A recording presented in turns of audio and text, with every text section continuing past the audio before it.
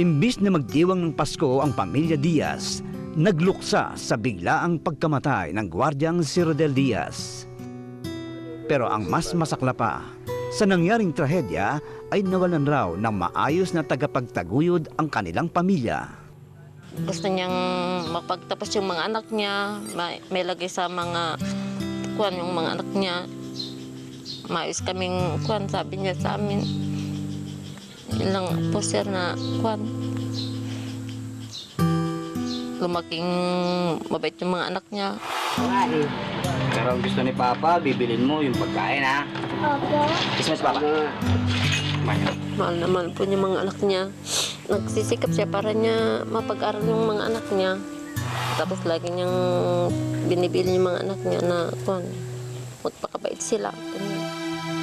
Kaya nga, tanging nais na lamang ng ginang ay ang makamit ang hustisya. Samantala, malinaw sa investigasyon ng mga otoridad na pinaslang ang biktima ng walang kalaban-laban. Noong gabi, bago maganap ang krimen, rumuronda si Rodel sa compound na kanyang binabantayan.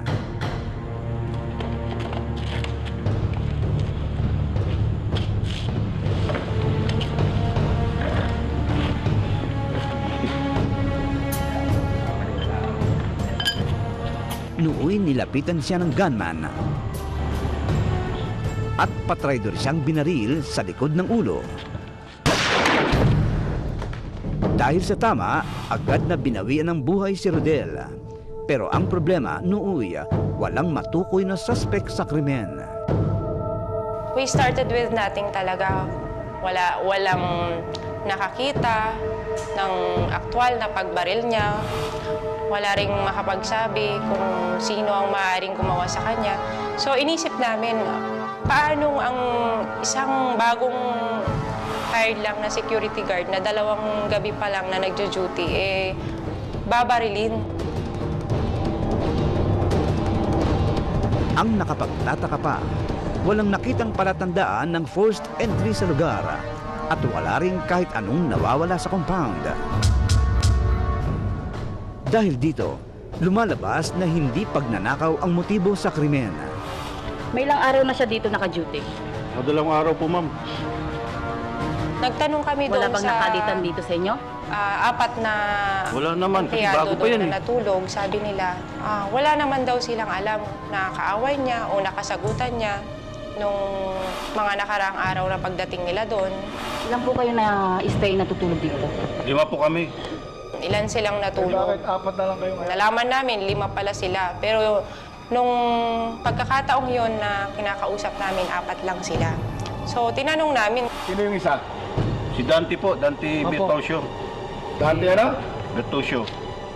Sinabi nila si Kuya Dante nila o si Rodante Bertusio.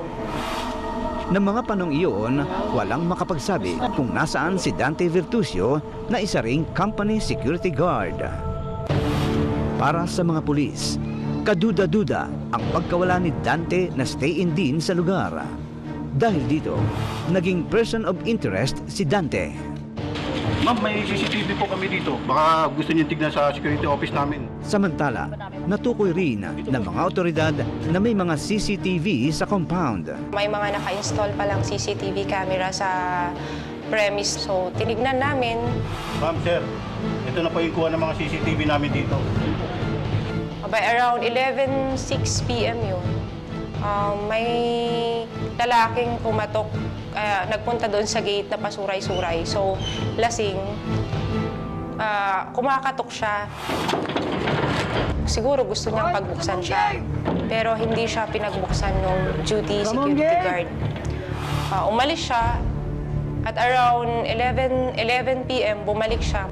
May dala siyang mahabang baril. Ikinagulat ng mga otoridad ang kanilang matutuklasan.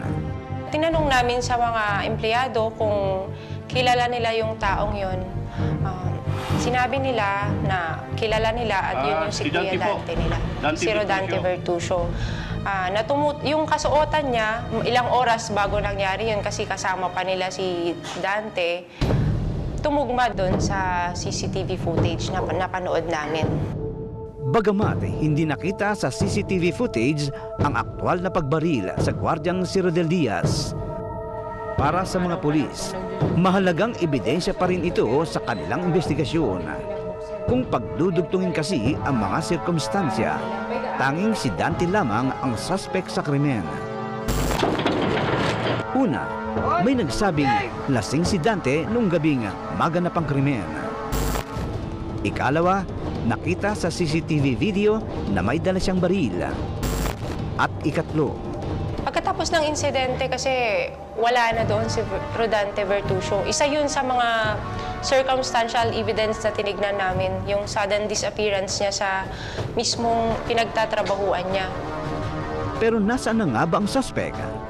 At ano ang kanyang motibo upang patraidor na barilin si Rodel Diaz? Tutukan ang mga kasagutan sa pagbabalik ng inyong ABS-CBN Soko.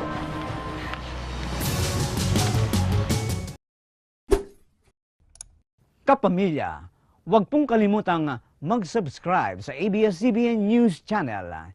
I-click lamang ang button na ito.